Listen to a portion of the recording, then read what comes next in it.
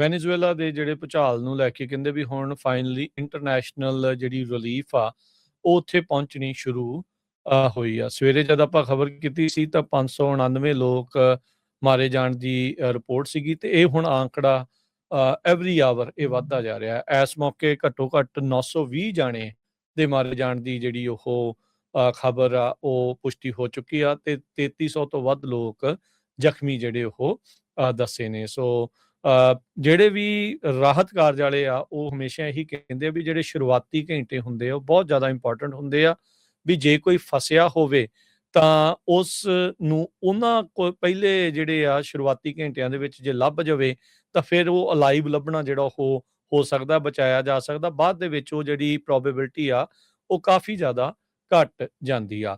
ਸੋ footage ਜੋ ਉੱਥੋਂ ਸਾਹਮਣੇ ਆ ਰਹੀ ਆ, ਐਮਰਜੈਂਸੀ ਜਿਹੜੇ ਵਰਕਰਸ ਆ ਉਹ ਕਈ ਇੰਜਰਡ ਲੋਕਾਂ ਨੂੰ, ਇੱਥੋਂ ਤੱਕ ਕਿ ਲੋਕਾਂ ਦੇ ਪੈਟਸ ਆ, ਜਿਹੜੇ ਜਾਨਵਰ ਆ ਉਹ ਡਿੱਗੀਆਂ ਹੋਈਆਂ ਬਿਲਡਿੰਗਸ ਆ ਉਹਨਾਂ ਦੇ ਵਿੱਚੋਂ ਉਹਨਾਂ ਨੂੰ ਕੱਢਣ ਦੀ ਕੋਸ਼ਿਸ਼ ਕਰ ਰਹੇ ਆ। ਸੋ ਕਹਿੰਦੇ ਵੀ ਕਈ ਜਣੇ ਜਿਨ੍ਹਾਂ ਨੂੰ ਬਚਾਇਆ ਆ ਉਹ ਮਿੱਟੀ ਘੱਟੇ ਦੇ ਨਾਲ ਭਰੇ ਸੀ, ਖੂਨ ਦੇ ਨਾਲ ਲੱਥਪੱਥ ਹੋਏ ਉਹਨਾਂ ਨੂੰ ਕੱਢਿਆ ਜਾ ਰਿਹਾ ਆ। ਉਹਨਾਂ ਦੇ ਜਿਹੜੇ ਰਿਲੇਟਿਵਸ ਆ ਉਹ ਕੁਰਲਾ ਰਹੇ ਆ ਆਪਣੇ ਜੀਆਂ ਦੇ ਲਈ, ਰੋ ਰਹੇ ਆ ਲਵਡ ਵਨਸ ਦੇ ਲਈ। ਸੋ ਆਲੇ ਦੁਆਲੇ ਜਿਹੜੇ ਉਹ ਵਿਚਾਰੇ ਹੱਥ ਪੱਲਾ ਜੋ ਆਪ ਮਾਰ ਸਕਦੇ ਉਹ ਕਰ ਰਹੇ ਆ। ਸੋ ਸਵੇਰੇ ਵੀ ਜਿੱਦਾਂ ਆਪਾਂ ਜ਼ਿਕਰ ਕੀਤਾ ਸੀ, ਮਡੂਰੋ ਦੇ ਸ਼ਾਸਨ ਦੇ ਵਿੱਚ ਕਰਪਸ਼ਨ ਤੇ ਇੰਨੀ ਕੁ ਜ਼ਿਆਦਾ ਇਨਸਟੇਬਿਲਿਟੀ ਸੀ, ਇੰਨੀ ਕੁ ਜ਼ਿਆਦਾ ਨਿਗਲੈਕਟਡ ਸੀਗਾ ਵੀ ਇਹ ਮੁਲਕ ਅਜਿਹੇ ਡਿਜ਼ਾਸਟਰ ਦੇ ਲਈ ਬਿਲਕੁਲ ਵੀ ਉਹਨਾਂ ਦੀ ਤਿਆਰੀ ਨਹੀਂ ਸੀ ਤੇ ਦੋਹਰੇ ਭੁਚਾਲ ਆਉਣ ਦੇ ਨਾਲ ਨੁਕਸਾਨ ਬਹੁਤ ਹੀ ਜ਼ਿਆਦਾ ਹੋਇਆ ਆ ਤੇ ਇਹ ਮੰਨਿਆ ਜਾ ਰਿਹਾ ਵੀ ਇਹ ਜਿਹੜਾ ਆંકੜਾ ਆ ਉਹ ਅਜੇ ਕਾਫੀ ਜ਼ਿਆਦਾ ਹੋਰ ਵੱਧ ਸਕਦਾ ਆ ਅਨਫੋਰਚੂਨੇਟਲੀ। ਜੀ 51,000 ਲੋਕ ਮਿਸਿੰਗ ਆ, ਸੋ ਬਹੁਤ ਵੱਡਾ ਨੰਬਰ ਆ।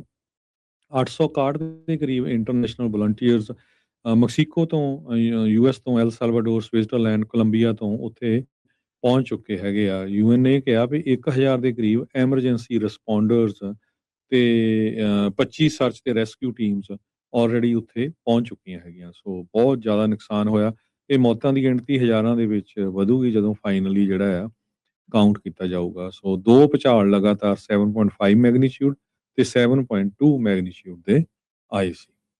ਵੈਨੇਜ਼ੁਏਲਾ ਦੇ ਜਿਹੜੇ ਭੁਚਾਲ ਨੂੰ ਲੈ ਕੇ ਕਹਿੰਦੇ ਵੀ ਹੁਣ ਫਾਈਨਲੀ ਇੰਟਰਨੈਸ਼ਨਲ ਜਿਹੜੀ ਰਿਲੀਫ ਆ ਉਹ ਉੱਥੇ ਪਹੁੰਚਣੀ ਸ਼ੁਰੂ ਹੋਈ ਆ। ਸਵੇਰੇ ਜਦ ਆਪਾਂ ਖਬਰ ਕੀਤੀ ਸੀ ਤਾਂ 599 ਲੋਕ ਮਾਰੇ ਜਾਣ ਦੀ ਰਿਪੋਰਟ ਸੀਗੀ ਤੇ ਇਹ ਹੁਣ ਆંકੜਾ ਐਵਰੀ ਆਵਰ ਇਹ ਵੱਧਦਾ ਜਾ ਰਿਹਾ ਹੈ। ਇਸ ਮੌਕੇ ਘੱਟੋ ਘੱਟ 920 ਜਾਣੇ ਦੇ ਮਾਰੇ ਜਾਣ ਦੀ ਜਿਹੜੀ ਉਹ ਖਬਰ ਆ ਉਹ ਪੁਸ਼ਟੀ ਹੋ ਚੁੱਕੀ ਆ ਤੇ 3300 ਤੋਂ ਵੱਧ ਲੋਕ ਜ਼ਖਮੀ ਜਿਹੜੇ ਉਹ ਦੱਸੇ ਨੇ। ਸੋ ਜਿਹੜੇ ਵੀ ਰਾਹਤ ਕਾਰਜ ਵਾਲੇ ਆ ਉਹ ਹਮੇਸ਼ਾ ਇਹੀ ਕਹਿੰਦੇ ਆ ਵੀ ਜਿਹੜੇ ਸ਼ੁਰੂਆਤੀ ਘੰਟੇ ਹੁੰਦੇ ਆ ਉਹ ਬਹੁਤ ਜ਼ਿਆਦਾ ਇੰਪੋਰਟੈਂਟ ਹੁੰਦੇ ਆ, ਵੀ ਜੇ ਕੋਈ ਫਸਿਆ ਹੋਵੇ ਤਾਂ ਉਸ ਨੂੰ ਉਹਨਾਂ ਕੋਲ ਪਹਿਲੇ ਜਿਹੜੇ ਆ ਸ਼ੁਰੂਆਤੀ ਘੰਟਿਆਂ ਦੇ ਵਿੱਚ ਜੇ ਲੱਭ ਜਾਵੇ ਤਾਂ ਫਿਰ ਉਹ ਅਲਾਈਵ ਲੱਭਣਾ ਜਿਹੜਾ ਉਹ ਹੋ ਸਕਦਾ, ਬਚਾਇਆ ਜਾ ਸਕਦਾ। ਬਾਅਦ ਦੇ ਵਿੱਚ ਉਹ ਜਿਹੜੀ ਪ੍ਰੋਬੇਬਿਲਿਟੀ ਆ ਉਹ ਕਾਫੀ ਜ਼ਿਆਦਾ ਘਟ ਜਾਂਦੀ ਆ।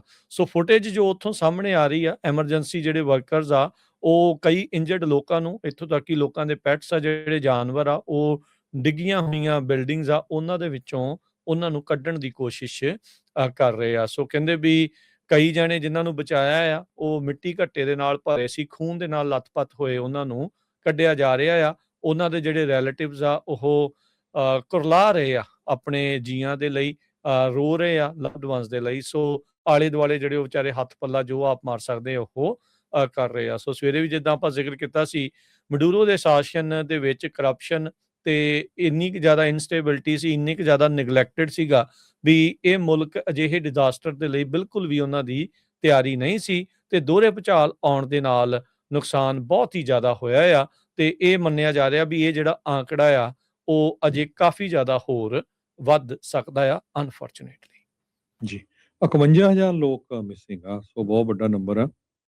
861 ਦੇ ਕਰੀਬ ਇੰਟਰਨੈਸ਼ਨਲ ਵਲੰਟੀਅਰਸ ਮੈਕਸੀਕੋ ਤੋਂ, US ਤੋਂ, ਐਲ ਸੈਲਵਾਡੋਰ, ਸਵਿਟਜ਼ਰਲੈਂਡ, ਕੋਲੰਬੀਆ ਤੋਂ ਉੱਥੇ ਪਹੁੰਚ ਚੁੱਕੇ ਹੈਗੇ ਆ। UN ਨੇ ਕਿਹਾ ਵੀ 1000 ਦੇ ਕਰੀਬ ਐਮਰਜੈਂਸੀ ਰਿਸਪੌਂਡਰਸ ਤੇ 25 ਸਰਚ ਤੇ ਰੈਸਕਿਊ ਟੀਮਸ ਆਲਰੇਡੀ ਉੱਥੇ ਪਹੁੰਚ ਚੁੱਕੀਆਂ ਹੈਗੀਆਂ। ਸੋ ਬਹੁਤ ਜ਼ਿਆਦਾ ਨੁਕਸਾਨ ਹੋਇਆ। ਇਹ ਮੌਤਾਂ ਦੀ ਗਿਣਤੀ ਹਜ਼ਾਰਾਂ ਦੇ ਵਿੱਚ ਵਧੂਗੀ ਜਦੋਂ ਫਾਈਨਲੀ ਜਿਹੜਾ ਆ ਕਾਊਂਟ ਕੀਤਾ ਜਾਊਗਾ। ਸੋ ਦੋ ਭੁਚਾਲ ਲਗਾਤਾਰ 7.5 ਮੈਗਨੀਚਿਊਡ ਤੇ 7.2 ਮੈਗਨੀਚਿਊਡ ਦੇ ਆਏ ਸੀ।